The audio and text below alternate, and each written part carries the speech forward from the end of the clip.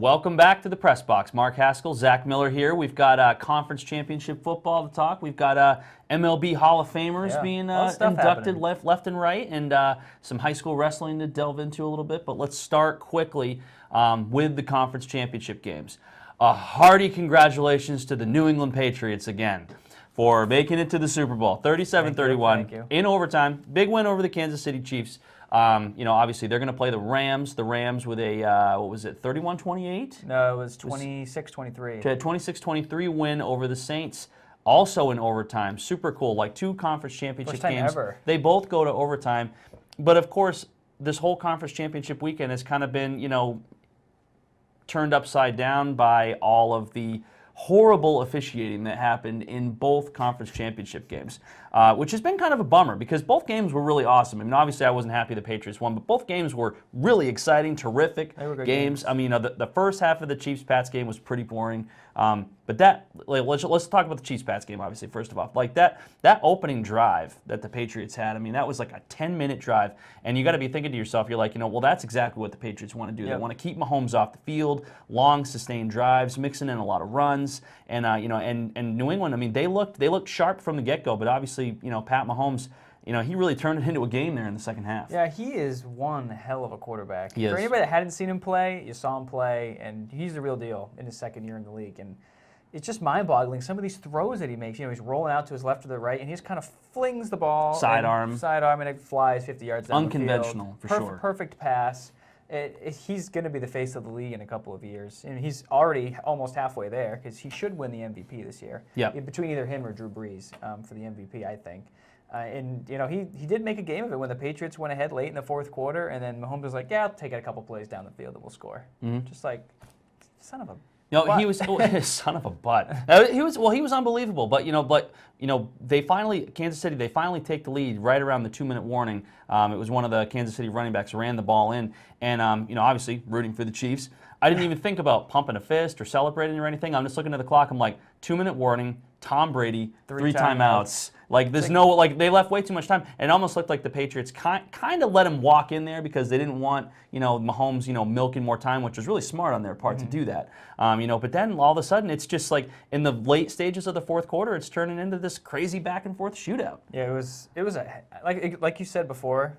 Both games were great. The Patriots game was great. I'm sitting there laying on the couch. I didn't feel well because the night before I had a stomach bug again, and it was just just sitting there like, oh, come on, guys. Like most people are jumping up and down and screaming and hooting and hollering. And I was just like, oh, come on. And then when I'm trying to go to bed, just finish this up. Exactly. It was like 10 o'clock. I was like, I'm exhausted. The kid's gonna be up in an hour and a half, but whatever. It was worth it. But when Brady threw that pass to Gronk and it went through his fingertips, and the Chiefs guy picked it off, I was like, you got to be kidding. Like, come on. But then I saw the flag little come up on the score. Only the Chiefs. Only the Chiefs. They had the game-sealing interception. I mean, the game was over. They were just running clock, and that was it. And then one of their best defensive linemen called for lining up in the neutral zone. Yeah. How and could you not see that? And just gives the Patriots a free play. And at that point, I was pretty confident that the Patriots were going to win the game at that point. I just didn't see. I mean, the Chiefs came up with a big play. They wipe it off the board.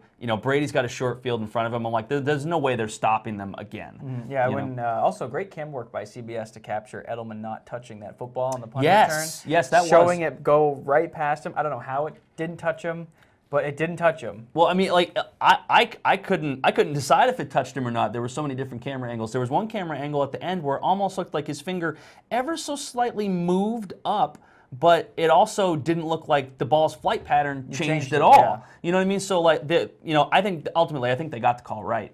But there were some calls in that game that just drove me up the wall. Like the one call where Brady supposedly roughing the passer when the guy hit him in the shoulder pad while Brady was still holding the ball. Well, I was incensed during that play. It was from the front-facing camera angle. It was a bad call, but from the ref's angle, from back behind him, when the hand comes down, it looks like he's hit him in the face. But then he's going to throw the flag no matter who it is. But then the very next play, there was the makeup call because it was just blatant pass interference on the Kansas City defensive back on Gronk. I mean, he was climbing Gronk's ladder practically. I'm like, oh, well, that's going to be a flag. Oh, no flag. Oh, makeup call. Right, of course. Yeah. So now we're good. But you know, obviously the Patriots, this is going to be their 3rd straight Super Bowl. This is going to be their 9th Super Bowl in the Brady Belichick era. You know, and obviously, and now you've got the Rams. You know, like before we hello Los Angeles. You know, we're going to the Rams Saints game. I mean, that was a hell of a game. I mean, the Saints looked like I mean they had it kind of in the, I don't want to say in the bag, but you know, they had a lot of field goals early and they were up 9-0. It really didn't look like the Rams had much going for them. But Goff kind of led them right back into that game at the end. And you know, unfortunately, just like the a lot of controversial calls in the past Chiefs game, the big play for them that everybody's bitching about was the the throw up the right sideline that was not called for pass interference, which was basically the most textbook pass interference call I've ever seen in my entire life. And New Orleans fans obviously really upset about it, but at the same time, like I don't understand why you're throwing the ball in that situation anyway. It was, like you said, pretty blatant. The guy comes across, destroys the receiver, I forget who it was, and also made helmet-to-helmet contact with him. Yeah. So it should have been one or the other. Like, how do you miss both of them? And you know all the officials are looking that way. Yeah. Because the ball had been thrown at that time, and the flag didn't come out. And it's just, Saints fans are up in arms. But make no mistake about it. That's not the reason they lost the game. But it was an egregious mistake in a pivotal point in that game. Even if the call was made, there's no guarantee the Saints would have scored a touchdown there anyway. You don't know what would have happened after that. No matter, well, they didn't have to score a touchdown. They just had to kick a field goal to take the lead. You don't know what could happen. The next play they could have fumbled. They could have missed the field goal. You don't know. There's no guarantee. You're right. But if they would have run the ball 2 times, they would have forced the Rams to use their timeouts. They would have had the lead, and they would have given the ball to Jared Goff, and he would have had to go the length of the field with like under a minute to go. Like, why are you throwing in that situation? Like that to me, if I'm a Saints fan, that's what I'm more angry about. Not the missed PI call, but like, why are you throwing in the first place? A lot of fans are upset with Sean Payton after the game anyway. So well, at least he didn't get fired like Kansas City's defensive coordinator did. Yeah. Well, he should have been fired. They were god awful in defense all year. So there was more to that than just. I think that the Chiefs. I mean, it's like Heisenberg in Breaking Bad. He said, "We're done when I say we're done." Yeah. It's kind of what Brady and Belichick like. They're going to be done when they say they're done. And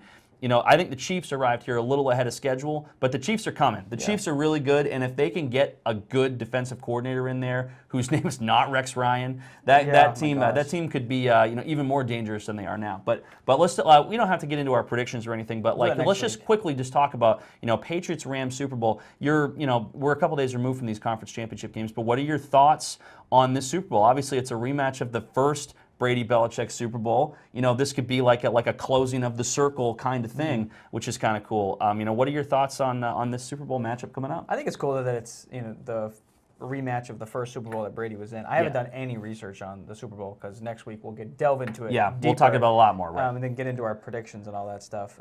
It's going to be interesting because you have the old guard of Brady and the new guard of Jared Goff, who's only in his second year in the league as well. So does Jared Goff fold under pressure? Like we thought last year, Nick Foles was going to fold under pressure, but that didn't happen. No. But Jared Goff is not Nick Foles. But no, and Nick Foles is not in the Nick Foles led us on an unbelievable run last year, but he's not in the pedigree of a Goff or a Wentz or a Mahomes or any of these guys. These young stud franchise quarterbacks. I mean, I think like Foles just kind of caught lightning in a bottle, and it was fantastic for us. But I think you look at those guys. And I mean, those are the guys that are going to be the face of the NFL going forward once Brady and Rodgers and Breeze and some of these older guard guys once they retire and hang them up. It'll be interesting. I'm looking forward to it. I think it'll be a good game. It's going to be interesting because the Patriots will have to really account for the Rams' defensive front. And that's we were talking about that yesterday. Is that's how those 2 Giants Super Bowls and this Eagles Super Bowl last year, like a big way how you beat the Patriots is by having a strong defensive front, a strong 4 in the front, and they've got Sue, they've got Aaron Donald. I mean, they've got a lot of things for the Patriots to contend with. But the Patriots' offensive line, they've been great throughout the playoffs. I mean, you can't make any bones about that. That's true. And that's going to be a real good battle in the trenches, and probably whoever wins that battle in the trenches will probably win the game. But still a lot to talk about as far as that goes. So that's down the line. We'll talk more about the Super Bowl next week. But now we're going to shift gears here. We're going to talk a different sport. That's right. We're going to talk some bit. I feel like we've just pretty much just exclusively been talking football on here for such a long time because the Celtics are kind of they're up and down. They're up and down. And I think a lot of people really don't don't completely turn the page to the Bruins and the Celtics and stuff like that until the Patriots are done. Yeah. You know, so but you know, when the Hall of Fame comes around, you know, obviously you got to turn the page and you got to talk about that. So we've got 4 new inductees into the Hall of Fame this year. Baseball Hall of Fame. The Baseball Hall of Fame, yes. We've got Mariano Rivera, best closer ever, the first ever unanimous selection, which is an unbelievable honor. You Very think about some of the guys that have gone in here. Yeah, I mean, even as somebody that hates the Yankees, I mean, you respect Rivera, Jeter, and a lot of those guys. Edgar Martinez, Roy Halladay, and Mike Mussina, they all get in. You got to have 75% of the vote to get in. You know, Mariano 100. Roy Halladay 85.4, Edgar Martinez also 85.4, and Mussina 76.7. So he just kind of barely gets in, but it's not like he's not qualified. Yeah. You know, give us your thoughts on these 4. I mean, obviously, you know, it starts with Rivera. I mean, he had a 19-year career, 652 saves. I mean, you know, he was the best to ever do it. If there was anybody that deserved to have unanimous, it's probably going to be him. You know, besides like maybe Babe Ruth or somebody like that. You know, Lou Gehrig or those types. You could of make guys. the case for Ken Griffey. You could make he didn't the case quite for get him. it. He didn't quite get He it. got But really close though. he did. He was like in. maybe three votes shy or something like that. But But if you were gonna start, if you were gonna like, you know, uncork this bottle, so to speak, and finally let some unanimous selections be going through, I'm fine with Rivera being the first guy. I'm completely fine with that too. Martinez, fine with him getting in. Mussina, you know, he's a coin flip. Like you said, he barely got in. I think that the percentages reflect on what the voters thought of him. Yeah. Don't get me wrong, he was a great pitcher for the Yankees, and he had some. And the Orioles. And the Orioles too. Yep. He had some great stats because he pitched in the AL East his whole career. Right. So he pitched in hitter-friendly parks. So even though his ERA maybe inflated a little bit, that's because he pitched in Camden Yards and Yankee Stadium, where you can hit a home run if you just hit a pop fly. Right. You know, so I mean, it's, you know, it's inflated there. The Roy Halladay, and we talked about this a little bit before the show. Roy Halladay getting, I think, had to do with him passing away last year in the plane crash a little bit. But don't get me wrong, still a hell of a pitcher. Gave the Red Sox fits every time they pitched against him. I think he would have got in, but I don't think if he hadn't passed away, I don't think he would have gotten in his first year. Yeah, I don't agree think with that. so You know, either. maybe a year or two would have passed before it would have actually happened. But I mean, you look at Halladay's numbers. I mean, he's 203 victories, 3.38 ERA, played 12 seasons in Toronto, and his final 4 with the Phillies. But I mean, you think about how good Halladay was. I'm fine with him getting in. Yeah, I don't I'm think fine with him too. probably shouldn't have got in first. But I mean, you know, I think it was like 98 was when he started in Toronto. I mean, that's like the height of the steroid era. Oh, yeah. I mean, he's pitching to those murderers row Yankee lineups, those Red Sox lineups with Manny and Ortiz, and he was making a lot of those guys just look silly on a nightly basis. Every time he came to the mound when he faced the Red Sox, you just thought, man, the Sox, And he was- I'm just hoping they get a hit tonight because And he he's always shut them down. And he was an innings eater, 7 innings, was, 8 yeah. innings, not like so many complete games on this guy. And he had an unbelievable career as well. You know, Mussina, he was another one of those guys. I mean, obviously, I don't see him as in the same ilk as I see Halladay. No. I think Mussina, he went 18 seasons, so he pitched 2 seasons more than Halladay did. But he was more of an everyman pitcher. Mm-hmm. You know, he obviously had a tremendous career. 2,813 strikeouts, 5 All-Stars, 7 Gold Gloves as a pitcher. Never won a Cy Young, but came in second in '99 to Pedro. Yep. Understandably so. because Pedro was lights out there. Right, of course. But yeah, I mean, I think all of these guys are super deserving to get in. Certainly, they're all better than Harold Baines. I think we can probably agree on that for sure. Harold Baines and Lee Smith. Yeah, they're the other 2 that got in back in December by the Today's Game Era Committee. Right. So there'll actually be 6 inductees into the Hall of Fame when they do it. When is I don't even remember when the ceremonies are. I'm pretty sure it's in the spring. They probably something like coincided right around the time of the start of the regular Anyway. season, somewhere in there. But obviously, congratulations to those 4. Certainly super deserving inductees. One thing I wanted to bring up too was support actually increased for some guys, like Larry Walker. To be honest with you, I have no idea who Larry Walker is. Colorado Rockies. That might be a little bit before my time Yep. for watching baseball, but he was last year was in the 30%, something like that for vote getting. He jumped all the way to 54.6 this year. Schilling went up to 60.9. I think Schilling was the next highest vote getter, right behind Mussina, I think. And then for Clemens and Barry Bonds, support actually went up too, a couple percentage. So they're at 59.5 for Clemens, and Bonds had 59.1. So that begs the question, because people have been arguing over this for a couple years now. Do those guys deserve to get in? Because they were the steroid era. I mean, I feel like they belong in eventually. I mean, I feel like they should just have asterisks next to their names on their plaques. You know what I mean? Like, you know, for a lot of these guys, I mean, the things that they accomplished, especially during the steroid era. I mean, like, not so much Barry Bonds, but like a guy like Clemens. Like, I'm not a huge Clemens guy, but, you know, he was one of the best pitchers ever. And, you know, for them to be held out for so long, because of a lot of crotchety old men, basically, that are just like, I'm not going to give him my vote. You know, eventually, I mean, I hate to be morbid about it, but eventually these older guys, they're going to die off. And there's going to be younger blood people that are going to be coming in, and they're going to be deciding who's in the Hall of Fame. And they're not going to have as strong a feelings about a Bonds or a Clemens or, you know, these guys, you know, McGuire and Sosa, that a lot of these older writers, you know, have. So I think eventually these guys are going to get in, and I think you're seeing that a little bit now with their numbers kind of creeping up. Yeah, I think so too. And like you said, they're, you know, before they took steroids, because you know they did. And who knows how many more guys took steroids that we don't know about that are in the Hall of Fame at the same, you know, right now. But before they took steroids, they had great careers.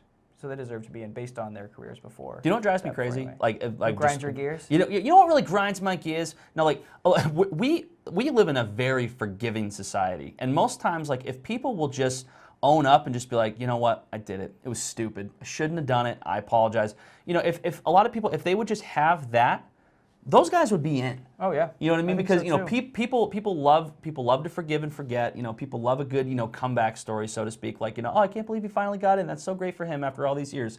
You know, but it's you know, when they dig their heels in and they just stomp their feet and they say, no, I didn't.